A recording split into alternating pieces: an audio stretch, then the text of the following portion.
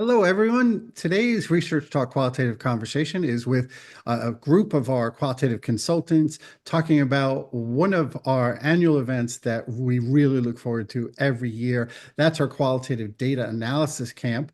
This year, it's offered April 28th through May 1st. It's 3.5 days altogether. Kristen Black, who's not here today, will join us for the camp, but she's not here today for the conversation, so we'll carry her spirit with us. I'm Ray Maietta, president of ResearchTalk, and each of us is going to introduce ourselves right now with a little bit about what is it we really look forward to about the camp every year. Real quick, I'll let you all know that when people register, throughout the 3.5 days, we mix those days up where we have time that's full contact with the whole group. And then we have time where folks work independently on their material, and then what we call mentor groups. And we'll take all of the people who sign up, we get information about your projects, and then we assign folks into groups. And ideally, we wind up doing pretty well to have people in a group with folks doing similar work and thinking aloud and kind of seeing how other folks make decisions and things. So it's kind of a good different mix-up of tempos and momentum throughout the whole time. For me, I really look forward to seeing how very quickly people start to contemplate strategies that fit their personality, their proclivities as far as how to do logical and critical reasoning, and how brave folks who come to the camp are to try new strategies. Our whole approach to the camp is thinking through learning the sort and sift, think and shift qualitative analysis approach that the research team has designed. We have a couple of publications on that.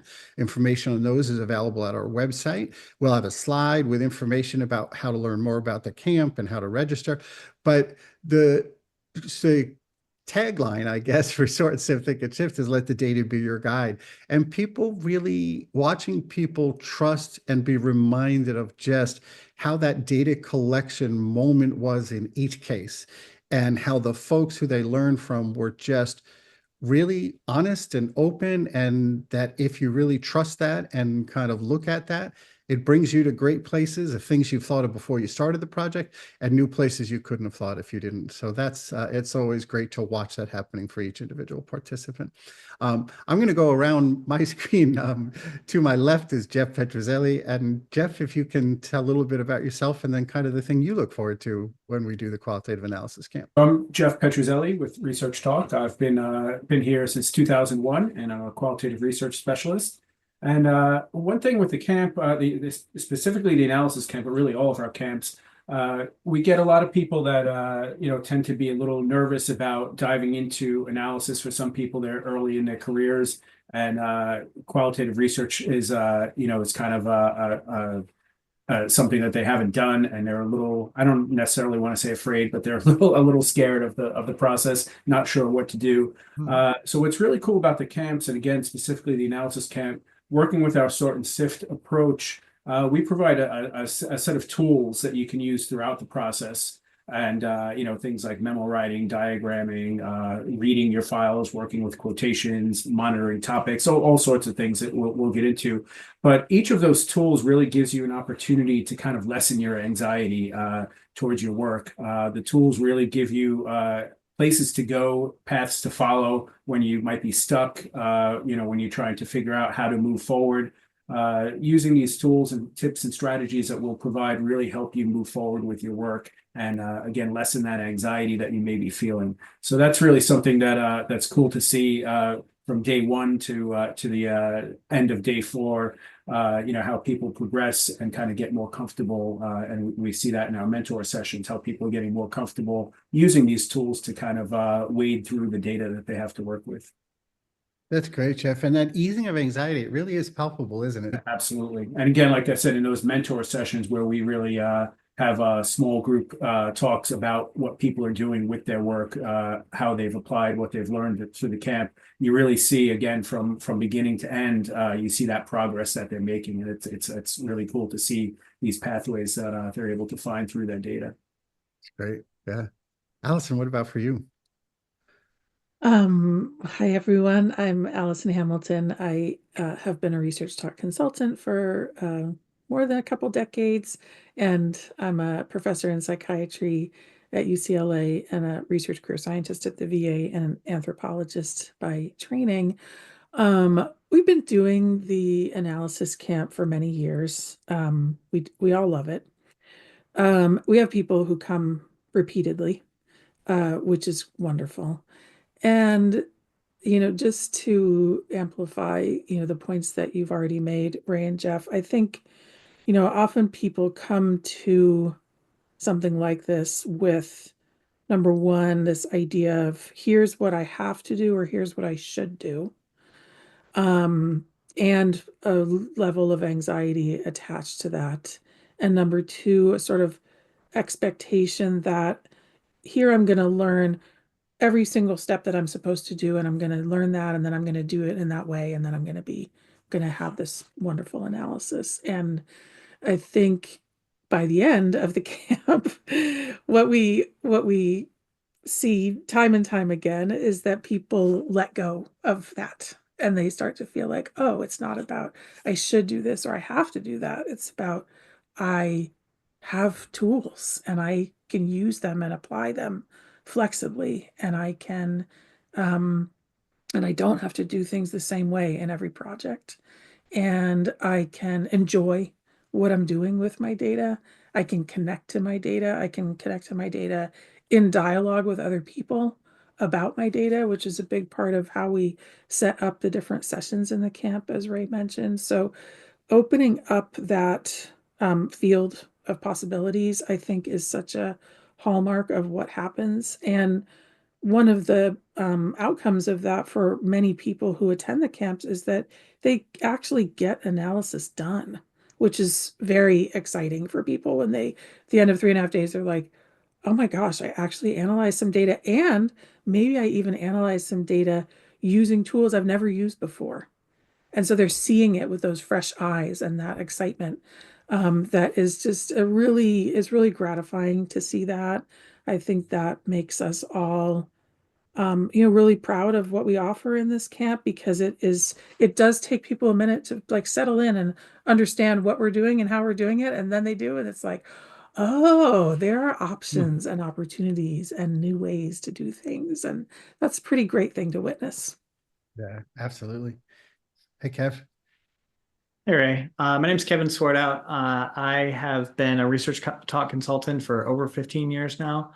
And I would say, in addition to the things that the others have mentioned, I really appreciate the interplay. We have sort of several sessions at the camps where everyone's together, having conversations around, different analysis tools, things like that. And then as everyone has mentioned, we break off into our smaller groups, and that's where we get to have a little bit more close-knit conversations around people's understanding of those tools. It's just a smaller space where people can raise their hand and say, I didn't quite understand what Alison said when she talked about this concept, and we can help fill in any gaps in understanding, or maybe someone had to step away from their computer because life happened, and they didn't want to raise their hand when they got back and say, hey, will you repeat what you said? So we can talk about it in our smaller groups. And then when everyone's on the same page, we can really talk about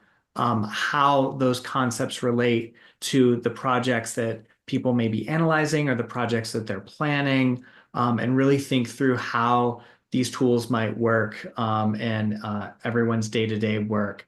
And that is one of my favorite parts is just learning from the participants in the camp about their research and their experiences, getting to hear how they're going to apply the tools like Alison was saying, and really talk through and come up with a plan for doing that as they move forward after the camp. Yeah, that's great. We're kind of high level, and today we could talk about the camps forever if we had time. We just have a little bit. We want to really we talked at the higher level, kind of everything coming together. And I was just thinking it would be cool if each of us talks about one, maybe sneak a little bit about a secondary. Jeff mentioned the tools, and kind of how you feel and what's kind of exciting, what specific tool or tools in your own work, or even introducing. I guess how going to take advantage and start. I was telling everybody earlier, we were talking about lately, I've been doing a lot of quotation inventory. Alison and I co-facilitated an amazing conversation recently with two women who have been friends for 60 years. They're each 66 now. We're doing a project together, the ResearchTalk team, on lifelong friendship. And we purposely choose folks who have been friends for at least ideally 20 years. And we do slant a little younger, so we may make exceptions. And I've just been playing with quotations only and no worry about outcome or where it goes or what topics. And it's just so interesting to see how fluid people's minds are, how intentional they are in communication, how the ways ideas tie together and flow. We're doing these dyadic interviews, and it's great with the quotations, kind of thinking about the ways these two individuals are talking with and for each other. And it's just beautiful. And in playing with the quotations, it segues so nice to what we talk about, that quotation inventory tool segues into this episode profiling, which is saying, wait, let's not just worry about topics and boxes summarized. Let's instead think about, what did we learn in 90 minutes in engaging with these women? And Alison and I didn't really occupy much of those 90 minutes. They just kind of controlled the whole thing.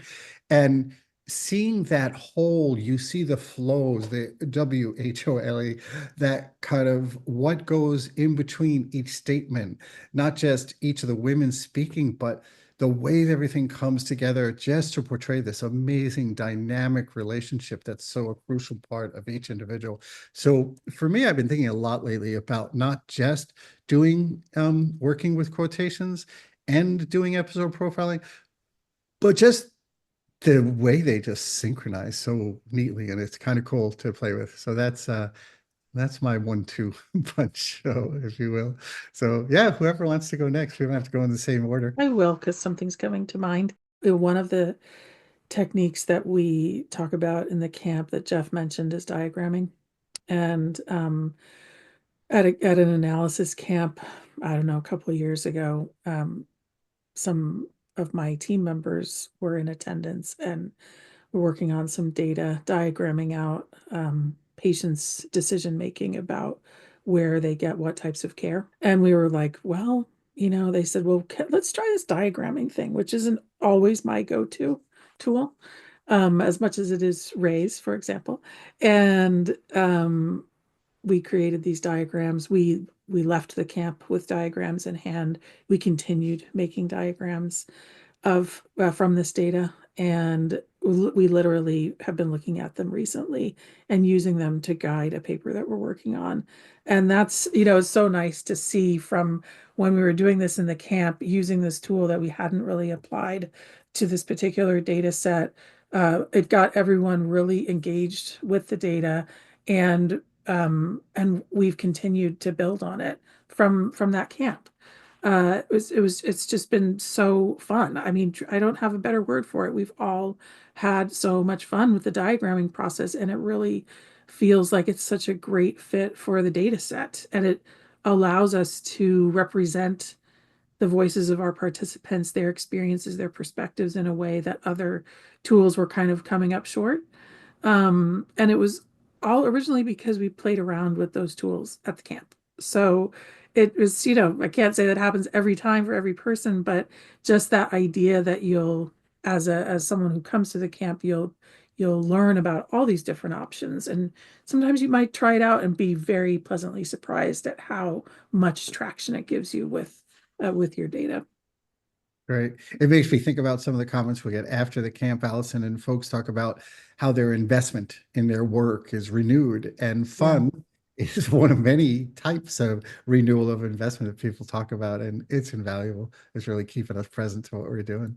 Yeah, either Kevin or Jeff, whoever wants to go, and one of you will kind of close us out today. And yeah, so whoever wants to go next. Sure. I'll go next. And I love diagramming. But I'll talk about, I'll kind of broaden it out a little bit. I'll talk about memoing. So memoing is, I think, a great tool that we talk about at the camp. And a lot of people may not, think of memoing for analysis. You might think of, writing writing field notes like during data collection or something like that. But memoing is a really powerful analysis tool to do, during your analysis to just to help ideas combine, and sometimes just to get out of the box of just only kind of looking at your transcripts or whatever data you're working from, and to really start to test out combining ideas, combining quotations from different parts of your project, and in a narrative form. And it's also, it helps you kind of fold in different elements of your methodology. Maybe hopefully you learn something. We always say, like, you shouldn't have all the answers when you go into a project, when you're doing research. Like, the idea is you're learning and you're discovering things as you go. And I think kind of, really narrating that and putting that down, whether it's a, pen and paper, old school style, or, more likely these days, on a computer, and you can do it in PowerPoint and Excel and in a word processing file, or in some other software, but really getting your thoughts down and coming back to them, the next time you're analyzing data and reading through. I'm willing to bet that you're pretty smart, and you're gonna write down some pretty smart things, and in the moment it might feel like you're just kind of just taking things from different parts of your project and putting them together, and it might not fit, it might not make sense.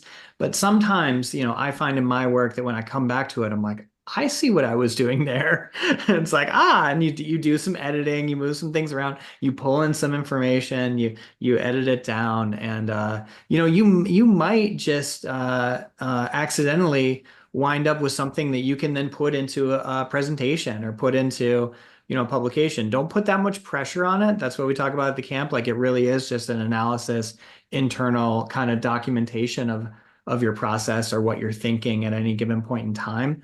But, just, especially if you come back to it, it can start to evolve throughout your project, and really be something that you can be proud of, and that can, maybe there'll be elements of it, when you go to present your work to other scholars in your field. Great. Yeah. Alison, I know you have to head for another obligation, so thank you for being with us. We're going to move to Jeff and hear Jeff's story, and we'll close out in just a minute here. One thing at the camp that we talk about is working with your data in these learning period, what we call learning periods. And we start with at the beginning, we start with what we call an initial learning period. And what that is we take 3 to 5 documents from our project, assuming we're working with interview data or field notes or whatever the data may be. We take 3 to 5 data collection episodes. We work on those first as if that's a full project. And we kind of work through them, starting with reading, highlighting quotations, and then, moving into memoing, diagramming, all these things that we've talked about, creating episode profiles. And that really gives you a really great picture of what's in your data.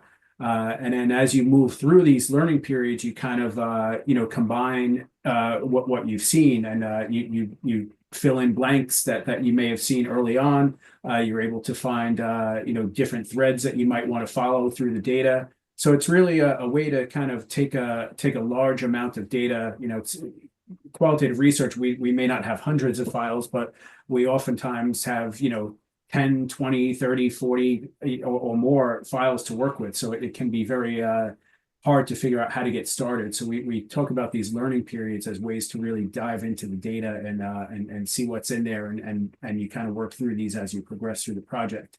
And ideally, if you're able to do this, if you can stop your data collection after you've done those first 3 to 5 data collection episodes, interviews, or whatever, if you could stop after those and do work through this analysis learning period, that will enable you to kind of as you move forward to the next round of interviews, that will enable you to make any changes that you need in your interview guide, for example, and kind of really help refine your plan moving forward.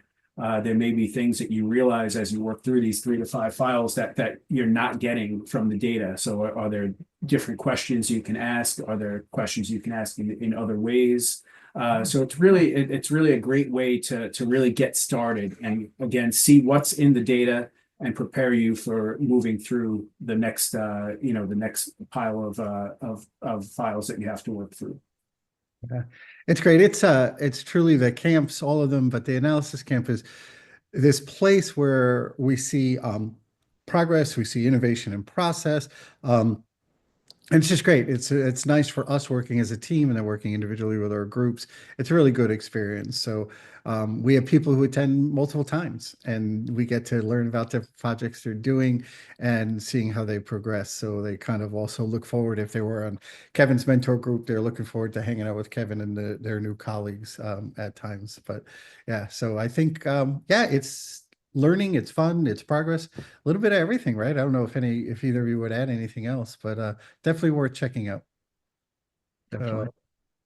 Any other notes before we close? Yeah, one other thing I just wanted to say, another thing that we do talk about a lot, and I think it's something that we take for granted, and that is reading your data. I think oftentimes we just kind of jump in and just start working with these files.